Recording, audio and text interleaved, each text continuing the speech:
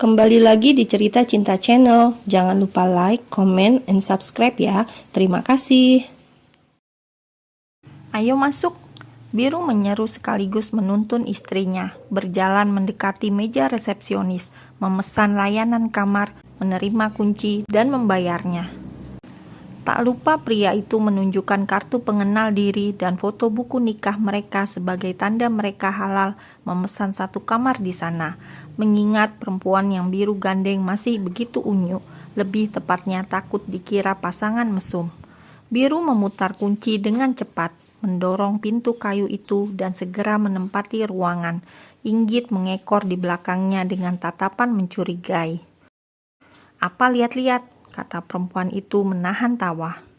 "Halal bagiku atas apa yang melekat pada tubuhmu," ucapnya menatap perempuan itu begitu lekat. Kamu udah gak marah?" tanya Inggit dengan polosnya.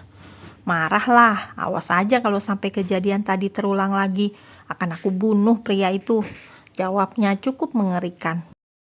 "Serem amat, masuk penjara dong." Celotehnya sukses membuat pria yang tengah melepas sepatu itu merengut. "Mandi dulu, gerah," jawab pria itu kemudian melepas pakaian yang melekat pada tubuhnya dan menyampirkan pada gantungan yang tersedia.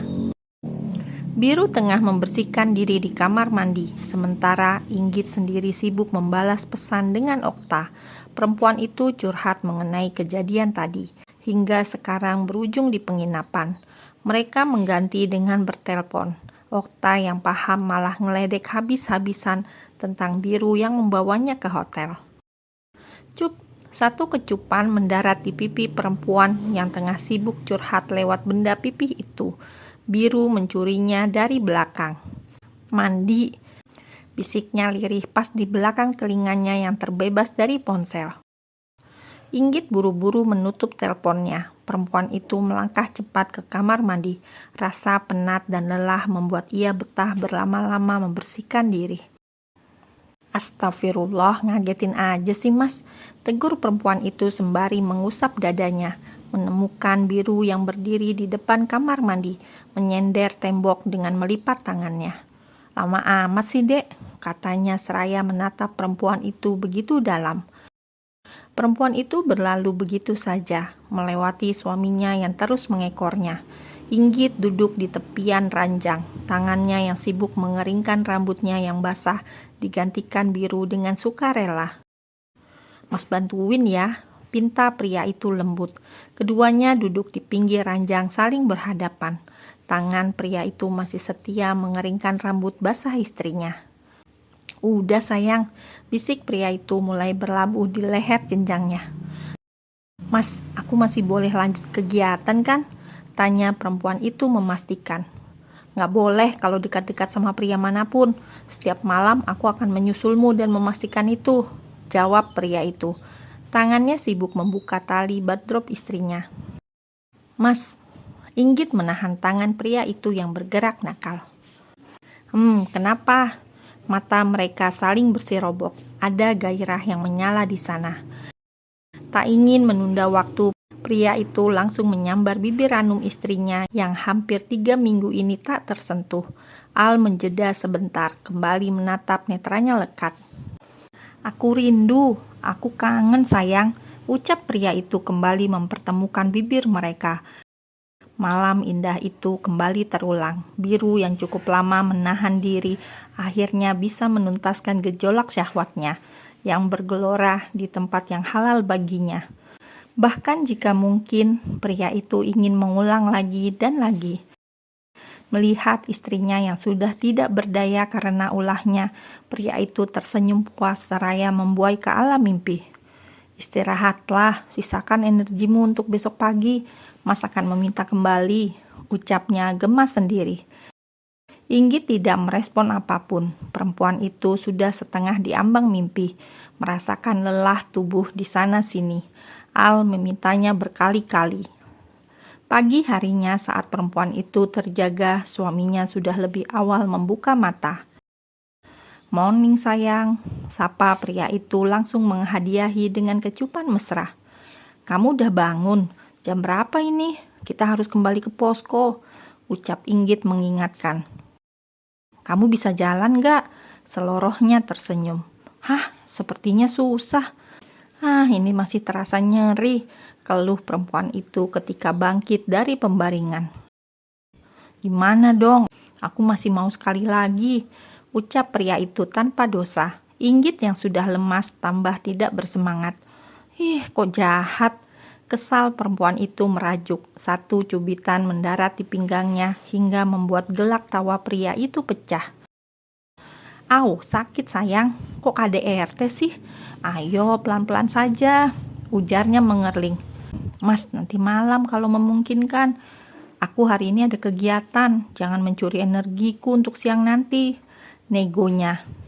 Pria itu giliran yang merengut.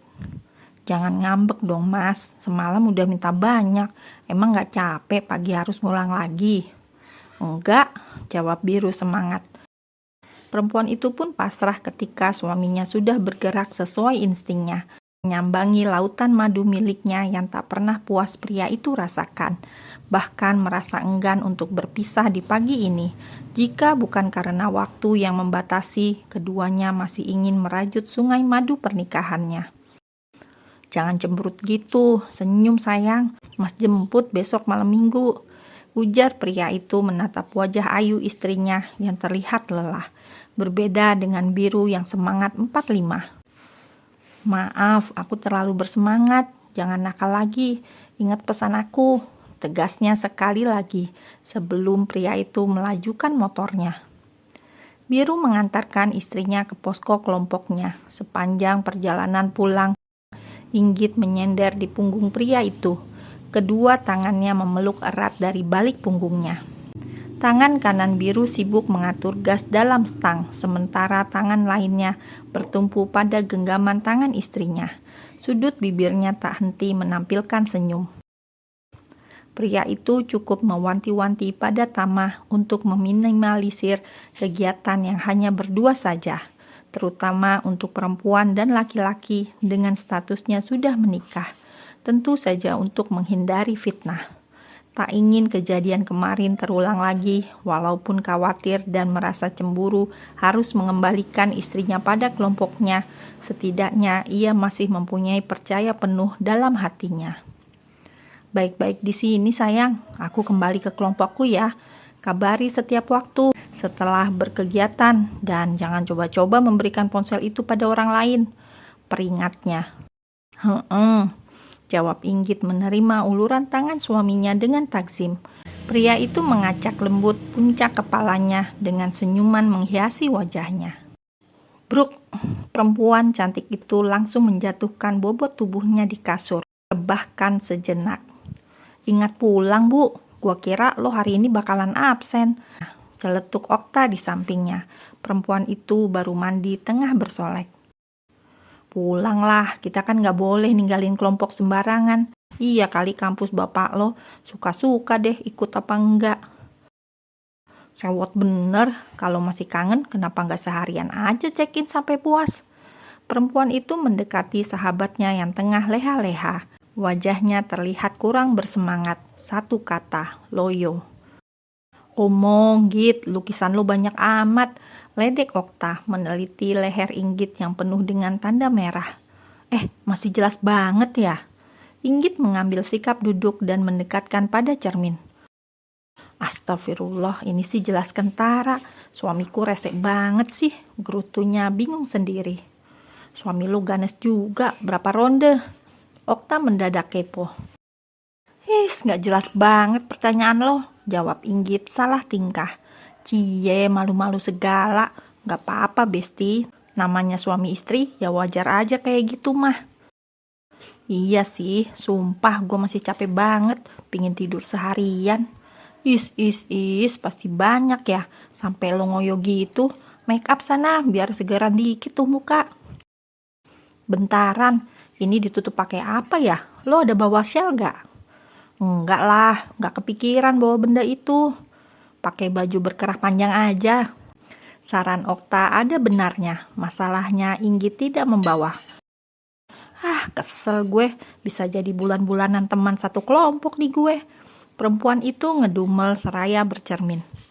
Buatnya enak, kenapa sisanya marah-marah, Bu? Goda Okta lagi. Cowok emang gitu ya? Gak bisa mungkin kalau gak buat ginian. Mereka berdua tersenyum bersama. Inggit menggerai rambutnya, dipadukan dengan jaket berleher panjang untuk menutupi mahakarya suaminya. Mereka tengah briefing untuk kunjungan ke sekolah dasar yang letaknya sekolahnya tidak begitu jauh dari tempat itu. Kegiatan mereka yang sudah terencana disambut baik oleh pihak sekolah. Selain edukasi untuk kebersihan mencuci tangan dan gosok gigi, kelompok mahasiswa juga mengadakan lomba mewarnai gambar dan melakukan kegiatan bermain di halaman sekolah. Semua agenda tersusun rame lancar untuk hari ini, ditutup dengan pemberian hadiah bagi peserta lomba yang berhasil menjadi juara. Dilanjutkan bagi-bagi susu kotak serta snack sebelum pamitan. Tentu anak-anak yang mengikuti begitu antusias.